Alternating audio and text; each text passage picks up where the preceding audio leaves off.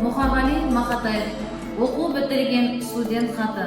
Анашым, анашым, асыл анам, есіл анам, елжіреп есіл кейбін есіме алам.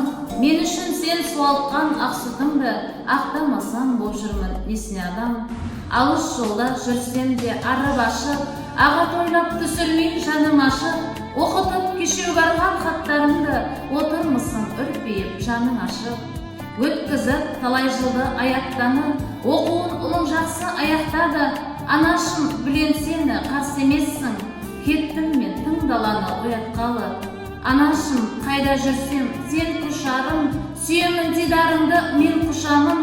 Қайда барсам өзіңдей қарсы алады, кең байтақ отанымның кең даласы.